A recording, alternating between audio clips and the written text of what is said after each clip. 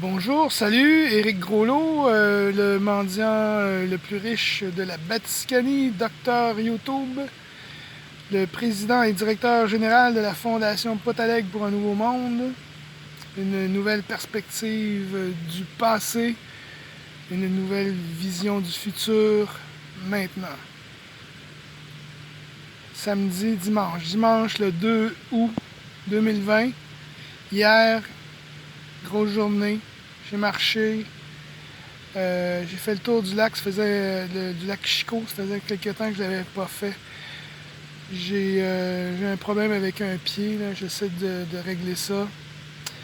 Donc mes chaussures me blessent quand je les porte, puis mes chaussures, quand je les porte pas, ben c'est autre chose qui me blesse. Voilà. Fait que j'ai fait le quart du tour, c'est environ 8 km et demi. J'ai fait le quart du tour nu-pied. Puis à un moment donné, j'avais mal aux pieds, fait que j'ai rechaussé mes chaussures. Puis c'est ça. Donc quand j'ai trop chaud dans mes chaussures, je transpire, puis ça me fait faire de l'eczéma. Donc faut contrôler ça. Je contrôle bien ça, mais bon. En tout cas, tout ça pour vous dire que j'avais une entente avec mon ami Luc, qui demeure en face de l'église. Un ami d'enfance, qui m'a beaucoup aidé d'ailleurs récemment. Il a gravé sur mon bâton mon logo de Radio Vérité. Il a été essentiel le 2 juillet. Le 2 juillet, la journée de mon déménagement un peu catastrophique, là. Donc, il a été essentiel et il a participé très fort. Donc, je ne l'ai peut-être pas assez remercié. Merci beaucoup, Luc, pour ce que tu as fait pour moi. J'avais une entente avec Luc, comme il demeure en face de l'église. Puis moi, ben, quand je pars le matin, je pars avec mes 2 sacs à dos. Puis après ça, je vais marcher le tour du lac. Donc, je veux bien laisser mon stock quelque part. Puis ici, ben, c'est un détour. Ça prend quand même, je sais pas, une grosse demi-heure là, venir chez nous. Donc, je pensais que c'était une bonne idée de laisser un de mes 2 sacs quelque part sur mon chemin. Puis, donc, j'avais une entente avec Luc. Puis là, hier, quand je suis revenu de ma marche, parce que j'avais laissé mon sac, hein. Quand je suis revenu de ma marche, c'était sur l'heure du dîner. Il était en train de... Il arrivait du dépanneur, on arrive face à face, puis il me dit, je vais te demander de plus laisser ton sac chez nous. Puis là, ben, j'ai dit, j'ai pas le temps de t'expliquer. Fait que là, ben, je suis monté à sa suite, au deuxième étage, j'ai pris mon sac, puis je suis parti. Puis là, ben, je peux pas vivre avec ça, moi. Donc, je l'ai appelé 2 minutes après. Il dit, j'ai pas le temps de t'expliquer. Ben, j'ai dit, c'est pour moi prendre 20 secondes pour me dire, résume ça en 20 secondes.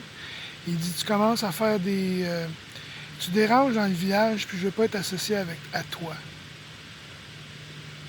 Tu déranges dans le village. Ouais, c'est ça. Donc voilà. Donc on vit dans un monde, ben, vous le savez, hein, ceux qui sont réveillés, là, il y a les moutons, les moutruches, les autruches, appelez-les comme vous voulez, là, ceux qui suivent aveuglément et en confiance le mensonge confortable qu'on leur présente à la télévision, dans les journaux, dans les médias parlés. Donc voilà. Donc Luc est une victime de ça. Donc vraiment, on est divisé sur tout. Hein? On est divisé sur la religion, sur les allégeances politiques, sportives, sur le goût de la pizza végé, pizza all dress, les chips à ceci, les chips à cela. On est divisé sur tout. OK? Puis l'histoire du COVID, la version officielle du COVID, là, ben, ça vient nous diviser aussi. Donc j'ai pris ça comme une claque d'en face. Je trouve ça difficile de me faire renier une fois de plus par des proches. C'était un de mes grands amis, là. C'était un de mes grands amis. Mais bon, il va s'apercevoir comme les autres. Ça va passer aux nouvelles, hein? Mon père, il attend que la Terre plate passe aux nouvelles, là. La Terre plate est immobile. Ça s'en vient. On travaille là-dessus. On réfléchit à ça. Donc, voilà. J'ai rencontré Avant hier, j'avais rencontré mon cousin Gilles Cossette, qui demeure à Granby. Bibliothécaire, grand homme, physiquement, mais spirituellement aussi. C'est un de mes bons cousins, que je connais peu, 65 ans. Puis hier, il est revenu à la charge au Parc Saint-Jean. Il est venu avec sa sœur Martine, qui va avoir 65 ans bientôt. Donc, c'est une belle rencontre de mes cousins-cousines. J'ai rencontré Pierre Derry aussi, qui est venu faire son tour en vélo. Il avait été contacté par Sylvain. Sylvain qui était au Parc Saint-Jean hier avec son ami Alain. Alain à la batterie, Sylvain au saxophone virtuel, au saxophone voix, aux voix, à la guitare. Sylvain et Alain, c'est un beau couple de musiciens. La semaine d'avant, il était avec Claude Magnan. Claude, appelle-moi, je vais te parler. Donc, voilà, donc, une grande rencontre avec Pierre, Gilles et Martine. Je mélange. Pierre, c'est le frère de Gilles. Donc, voilà. Écoute, ces musiciens-là, là, ça joue longtemps, là, puis Sylvain et Alain ont passé une partie de l'après-midi, là, de 1 heure et quelques à... Il devait être 5 heures quand ils ont arrêté. Donc, ça met de l'ambiance, c'est super cool. Fait qu'évidemment, voilà. Qu'est-ce que je voulais dire d'autre?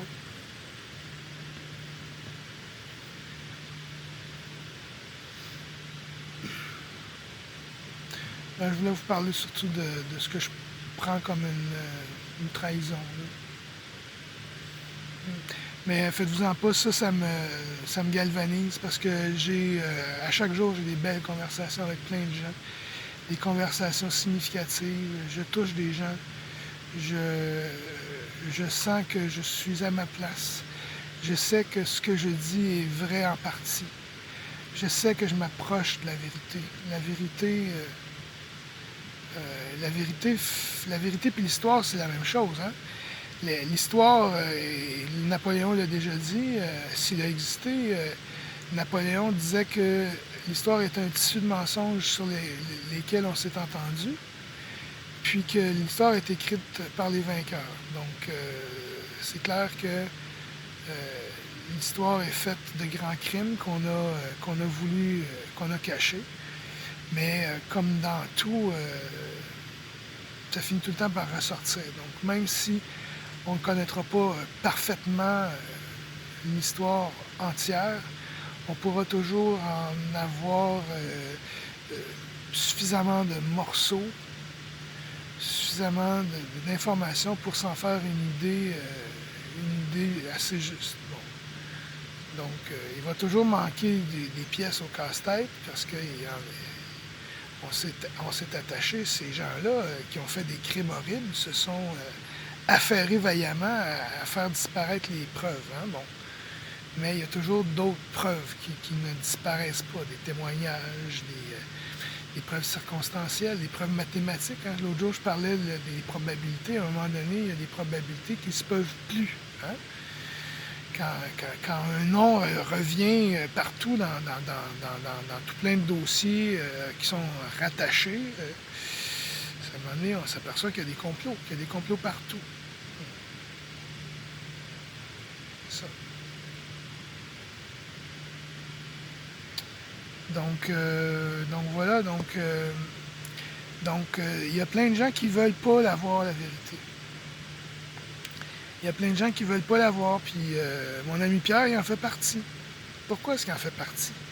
Bien, parce que c'est trop gros de toute façon. Hein? Goebbels disait plus le mensonge est gros, plus ça va être facile de le faire passer. Parce que pourquoi? À cause de ce qu'en a dit Mark Twain. Hein? C'était pas son vrai nom d'ailleurs, c'était son nom de plume. Mark Twain, auteur, essayiste, journaliste américain du 19e siècle, je crois, disait c'est plus facile de tromper quelqu'un que de le convaincre qu'il a effectivement été trompé. Donc, les gens les gens refusent de croire que ils ont été trompés toutes ces années par le système en place, hein, par cette pyramide du pouvoir que j'aimerais bien qu'on inverse. Ces psychopathes-là, Jean-Jacques Crèvecoeur, ils les appellent les psychopathes, la minorité de psychopathes milliardaires, là, ben, c'est vraiment ça. Ces gens-là ont commis des atrocités innommables pour arriver là où ils sont, puis ils sont prêts à répéter pour y rester. Ils sont prêts à continuer, puis c'est ça. Voilà. Donc, la vérité est difficile est trop grosse. La vérité, puis en plus, pour en revenir à Pierre, lui, écoute, c'était un premier de classe, donc il a eu... il a fait sa formation, c'est un comptable. Il a fait les HEC assez facilement, il était dans les meilleurs, donc... Puis ensuite, les examens là, pour être accepté comme CAA, c'est difficile, ça, CAA, CPA, des choses comme ça. Lui, il a eu quand même assez de facilité à faire ça. Donc, puis aujourd'hui, ben, il n'y a surtout pas de problème d'argent. C'est un entrepreneur, il est comptable, il y a une entreprise c'est un acériculteur qui a du poids, donc il y a du succès dans le jeu. Hein? On vit dans un jeu de société, un mélange de tous ces jeux-là, et les jeux Parker Brothers, là, la vie, c'est un ensemble de jeux de société. C'est un jeu de société plus complexe que ces jeux de table-là, mais c'est quand même ça. Alors lui, il excelle à ça, comme plein d'autres. Hein? Donc, lui, il participe à ça, puis, je veux dire, tu veux pas changer les règles d'un jeu dont tu maîtrises, hein? Un jeu, voilà, vous comprenez ce que je veux dire. Quand tu es un pro à un jeu, tu veux pas que les règles changent, voilà. Donc, voilà. Donc, pour lui, là, moi, là, c'est trop gros. Je suis trop. Je suis en désaccord sur tout. C'est trop gobelesque. Hein? C'est trop gobelesque. Voilà. Acadabrantesque.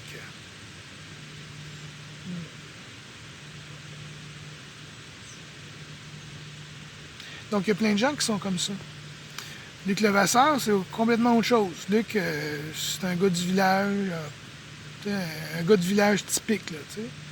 Il a travaillé, il n'a pas eu une enfance difficile.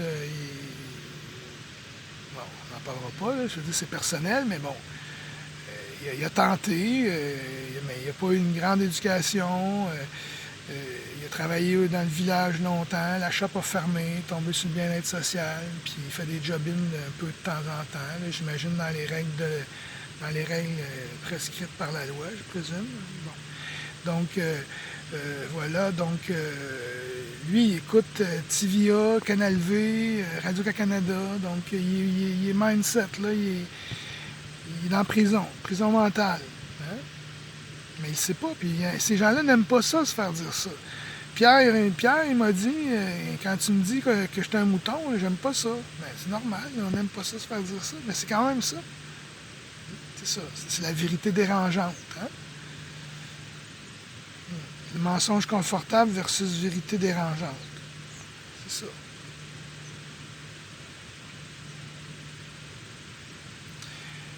Donc, mon cousin Gilles, hier, est très d'accord avec moi pour dire que ça va changer, là, maintenant. Quand je vous dis, là, hein, au début, là, tu sais, là, je parle du passé, du futur, puis maintenant, là. Maintenant, c'est bientôt maintenant, là. C'est un futur très proche, OK? Donc, c'est Voltaire, je crois, qui disait « Rien ne peut arrêter une idée dont le temps est venu, dont le moment est venu. » Le moment est venu. Le COVID a fait réfléchir plein de gens, OK? Ma cousine Martine, elle n'a pas d'Internet, OK? Je sais pas qu'elle trouve ça compliqué ou peu importe, c'est pas important. Elle écoute pas les nouvelles, elle écoute les téléromans. Bon. Fait que pour elle, tout ça, là, c'est autre chose. C'est un peu comme Luc Levasseur. C'est une grosse nouvelle, c'est une grosse surprise, puis... mais pour plein de gens qui ont été confinés puis qui avaient de l'Internet, bien là, ils sont tombés sur Jean-Jacques Crèvecoeur, puis ils sont tombés probablement, il y en a une gang qui sont tombés sur la Terre plate et immobile, hein? Ça c'est clair. Donc, quand on s'aperçoit que tous ces mensonges-là viennent tous de la même place, puis que un des buts, c'est de remplacer les religions par une nouvelle religion, le scientisme, hein? Parce que la boule qui tourne, c'est du scientisme. C'est de la science tournée en religion. C'est de la science dogmatique. C'est plus de la science. C'est de la science... c'est de la science qu'on ne peut remettre en cause. Donc, ça devient du dogme. Okay? Einstein, Newton, on n'a pas le droit de dire qu'ils se sont trompés. Non. Donc, c'est pas correct. Okay? Il y a des théories qui sont compétitives à ça. Moi, je dis souvent... La Terre plate et immobile, c'est prouvé par la science, ça prend 5 minutes. Puis la boule qui tourne, c'est aussi démoli par la science, ça prend 5 minutes. Puis après ça, j'enchaîne en disant que là, c'est la psychologie qui prend le temps, qui prend le relais, puis là, vous en avez pour votre vie à vous en remettre. Bon. Donc voilà, la science à Legault, tu sais, quand Legault dit les vaccins, eux autres, ils ont une autre science, là, ben, regardez, qu'est-ce qui est arrivé lundi passé? On est dimanche, là, ça va faire une semaine demain.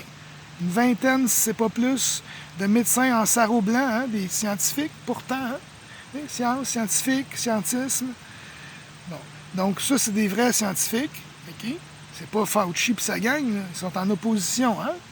Donc, une gang de vrais scientifiques, des médecins en sarrau, sont apparus sur les marches, sont sortis sur les marches de la Cour suprême, probablement à Washington, lundi, puis se sont enregistrés une conférence de presse qui a été publiée sur Facebook, sur leur site internet personnel, dont j'oublie le nom, pas personnel, là, mais de leur coalition, sur Facebook, sur YouTube, sur Twitter, puis après des millions de vues dans la même journée, ça a été censuré par ces trois-là, les trois géants probablement Instagram fait partie de la gang, en tout cas, bref. Donc, Silicon Valley est tombé dans le piège 2 fois plutôt qu'une, parce que le lendemain, les médecins sont revenus à la charge en répétant le message de la veille, puis en disant qu'ils avaient déjà été censurés. C'est fort, là, OK? Puis qu'est-ce qui est arrivé? Ils ont été recensurés une deuxième fois. Mais là, cette semaine, là, Donald Trump, tout ça a été documenté. Là. C'est la fin, là. C'est la fin de la censure. Peut-être pas tout de suite, mais dans un futur proche, là, avant les élections, c'est clair. Okay? Parce que quand on écoute Alexis Cossette-Trudel, on comprend que le COVID n'a rien à voir avec un virus. Le COVID, c'est une opération politique.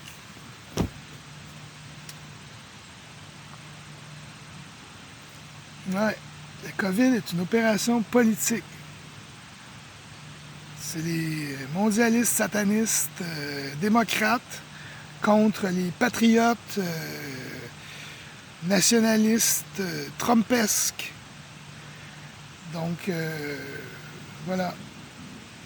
C'est Alexis Cossette-Trudel qui a une partie de la vérité, en tout cas géopolitiquement parlant, là. Puis au niveau des vaccins, ben, c'est Christian Taillechaler, c'est Thierry Casasnova, c'est Jean-Jacques Crèvecoeur, c'est Philippe Gendroc. C'est tous ces gens-là. Faites vos recherches. Faites vos recherches. J'écoute ces gens-là, plus ou moins. Il y en a Alexis Cossette-Trudel, ça fait 2 ans. Crèvecoeur, ça fait 3 mois. Taillechaler, ça fait 1 an. Casasnova, Thierry, ça fait un peu plus qu'1 an. Ces gens-là ne sont pas arrivés sur la Terre plate. Probablement qu'ils y sont arrivés, certains d'entre eux, mais on ne peut pas en parler encore. Ça prend juste des fous comme moi pour en parler. Quand je dis fou, je ne le crois pas, là, je suis pas fou. Loin de là. S'il y en a un qui est solide dans sa tête, c'est bien moi.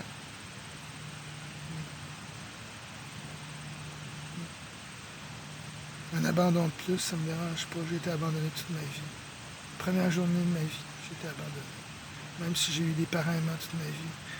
Vous autres qui avez lu mon document, mes parents, eux autres, sont certains que ils sont fous parce qu'ils pensent que je suis fou parce que je reviens tout le temps là-dessus.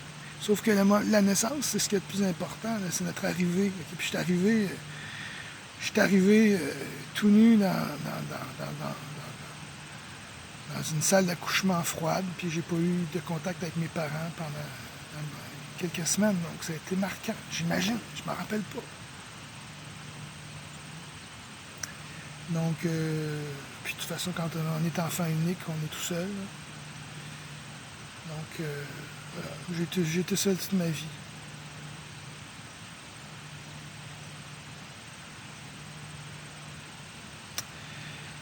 Donc, tous ces événements-là me rendent plus fort puis me disent que je suis sur le bon chemin. Parce que, pourquoi? Parce qu'il n'y a pas que ça. Il y a les belles conversations, hein? Gilles, Martine, Pierre Derry, même s'il ne veut pas rien entendre, quand même, je sens que c'est un bon ami, donc ça va finir par percer. Il est juste trop confortable. Il ne sent pas la douleur. Il n'y a pas de cailloux encore dans ses chaussures. Donc, j'ai plein de conversations significatives, je vis des bons moments, je suis certain que je suis au bon endroit, puis je suis certain que vous allez partager cette vidéo, que vous allez partager, vous allez accepter ce que je vous donne comme étant valeureux, comme ça a de la valeur, puis en retour, vous allez me partager votre argent avec moi, puis éventuellement votre trop-plein. Hein? Donc voilà. Merci. Je vous aime beaucoup. Bye.